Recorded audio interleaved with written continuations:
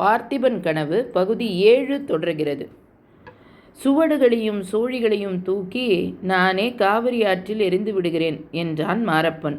அப்படியே செய்து விடுங்கள் யுவராஜா, எனக்கு ரொம்ப அனுகூலமாக இருக்கும் பாருங்க. என்னுடைய சொந்த விஷயத்தில் இந்த சாஸ்திரம் பிரயோஜனப்படவில்லை. ஒரே நாளில் குடும்பம் முழுவதும் அழிந்து விட்டது. குலத்தை வளர்ப்பதற்கு ஒரு பெண் குழந்தை தான் மிச்சம் இருக்கிறது. வள்ளி சுகமாய் இருக்கிறாளா? சரி என்று மாரப்ப பூபதி கேட்டான். அப்பொழுது அவன் முகத்தில் ஒரு விகாரம் காணப்பட்டது. ஏதோ இருக்கிறாள் என்றான் கிழவன். ஆமாம், பொன்னன் சண்டைக்கு போய்விட்டால் வள்ளி என்ன செய்வாள்? அதற்கென்ன யுவராஜா, வள்ளியை காப்பாற்ற கடவுள் இருக்கிறார், இந்த கிழவனும் இருக்கிறேன் என்று அழுத்திச் சொன்னான் வீரபத்ர ஆசாரி. ஆமாம், நீ இருக்கும் பொழுது அவளுக்கு என்ன வந்தது? இருக்கட்டும், ஏதேதோ பேசிக்கொண்டிருக்கிறோம். இந்த சண்டையில் முடிவு என்ன ஆகும்? உன் சோழி கணக்கில் ஏதாவது தெரிகிறதா? சொல்லு. இல்லாவிட்டால் உன் ஜோசிய கடையை கட்டு. கடையை அப்பாத்தே கட்டிட்டேன் யுவராஜா. உங்களுடைய தொந்தரவினால தான் மறுபடியும் அதை திறந்தேன். திறந்ததில் என்ன தெரிந்தது? கிரகங்களின் சேர்க்கை ரொம்ப பயங்கரமான முடிவை காட்டுகிறது. சண்டையில் ஒரு பக்கத்து சேனை அடியோடு அழிந்து போகும். யுத்த களத்துக்கு போனவர்களில் ஒருவராவது திரும்பி வர மாட்டார்கள். ஆனால் எந்த பக்கத்து சேனை என்று எனக்கு தெரியாது. அது எனக்கு தெரியும். எந்த பக்கத்து சேனை அழியும் என்று சொல்வதற்கு நீயும் வேண்டாம், உன் சோழியும் வேண்டாம். திரும்பி வராமல் நிர்மூலமாக போகிறது சோழ சைத்தன்யம்தான். அந்த பெரும் புண்ணியத்தை தான் உங்கள் பார்த்திப சோழ மகாராஜா கட்டிக்கொள்ளப் போகிறார். யுவராஜா, நீங்களே இப்படி சொல்லலாமா? நமக்குள் எவ்வளவு மனஸ்தாபங்கள் இருந்தாலும் பகைவனுக்கு முன்னால் யார் பகைவன்? பல்லவ சக்கரவர்த்தியா நமக்கு பகைவன்? இல்லவே இல்லை. சோழ நாட்டுக்கு இப்பொழுது பெரிய பகைவன் பார்த்திபன் தான்.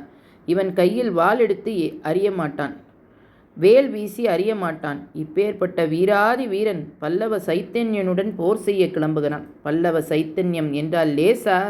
சமுத்திரத்தின் மணலை எண்ணினாலும் எண்ணலாம், பல்லவ சைத்தன்யத்தில் உள்ள வீரர்களை எண்ண முடியாது. காவேரியிலிருந்து கோதாவரி வரையில் பறந்து கிடக்கும் பல்லவ சாம்ராஜ்யம் எங்கே? ஒரு கையளவு உள்ள சோழ நாடு எங்கே? நரசிம்ம சக்கரவர்த்தி தான் லேசுப்பட்டவரா?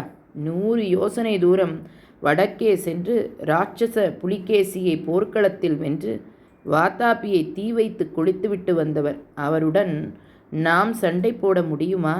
யானைக்கு முன்னால் கொசு. யுவராஜா, இதையெல்லாம் என்னிடம் ஏன் சொல்லுகிறீர்கள்? மகாராஜாவிடம் சொல்லுவதுதானே. மகாராஜாவிடம் சொல்லவில்லை என்றா நினைத்து கொண்டாய் கிழவா? சொன்னதன் பலன்தான் எனக்கு சேனாதிபதி பதவி போயிற்று. மகாராஜாவே சேனாதி பதவியையும் ஏற்றுக்கொண்டு விட்டார்.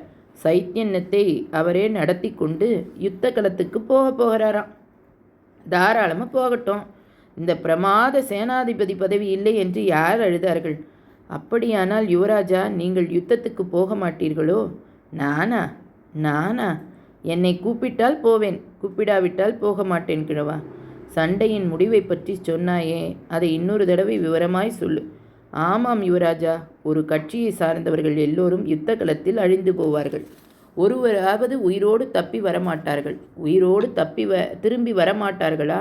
பின் உயிரில்லாமல் திரும்பி வருவார்களோ? என்று மாரப்ப பூபதி உரக்க சிரித்தான். பிறகு ஆமாம், நான் யுத்தத்தில் செத்துப்போனால் நிச்சயமாய் பிசாசாக திரும்பி வருவேன். திரும்பி வந்து வள்ளியை பிடித்து கொண்டு ஆட்டுவேன் என்று கூறி மறுபடியும் பயங்கரமாக சிரித்தான். சமையலறையிலிருந்து இதை கேட்டுக்கொண்டிருந்த வள்ளி தன் 2 கையையும் நெரித்து, உன் கழுத்தை இந்த மாதிரி நெரித்து கொள்வேன் என்று முணுமுணுத்தாள். கொஞ்சம் காது மந்தமுள்ள கிழவி என்ன சொல்கிற வள்ளி என்று கேட்கவும் வள்ளி அவளுடைய வாயை பொத்தி சும்மா இரு என்றாள். உள்ளே யார் பேசுகிறது என்று கேட்டான் மாரப்ப பூபதி. யார் பேசுவார்கள்?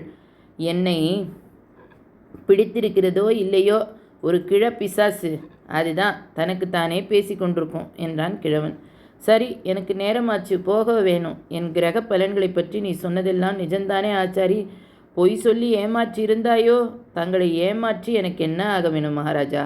மாரப்ப பூபதி எழுந்து நின்று சற்று முற்றும் பார்த்தான். முற்றத்தில் அடுக்கி வைத்திருந்த வாள்களையும் வேல்களையும் கத்தி கேடகங்களையும் பார்த்துவிட்டு சிரித்தான். ஆஹா, ரொம்ப முனைந்து வேலை செய்கிறியாக்கும். கத்தி, கேடயம், வாள், வேலு, இந்த வாழைப்பட்டை கத்திகளையும் புல்லரியும் அரிவாள்களையும் வைத்து கொண்டுதான் உங்கள் பார்த்திப மகாராஜா பல்லவ சக்கரவர்த்தியை ஜெயித்து விடப் போகிறார். நல்ல வேடிக்கை. ஆஹா என்று உரக்க சிரித்து கொண்டே ஒரு பக்கத்தில் அடுக்கி வைத்திருந்த வாளை காலால் உதைத்து தள்ளினான்.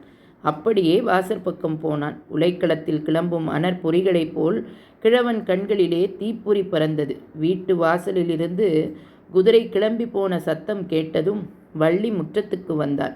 மாரப்ப பூபதி உதைத்து தள்ளிய கத்திகளில் ஒன்றை கையில் எடுத்துக்கொண்டு, தாத்தா, இந்த கத்தி கேடகையெல்லாம் நீ செய்தது என்ன பிரயோஜனம்? நமது மகாராஜாவை பற்றி அப்படி கேவலமாய் பேசியவனை சும்மாதானே விட்டுவிட்டாய் என்று ஆத்திரத்துடன் கேட்டாள். ஏன் வள்ளி உனக்கு இவ்வளவு கோபம்? நீ சொன்னதை தானே நமது பழைய சேனாதிபதியும் சொன்னார். சண்டை வேண்டாம் என்றான் கிழவன். சீச்சி, நான் சண்டை வேண்டாம் என்று சொன்னேனா?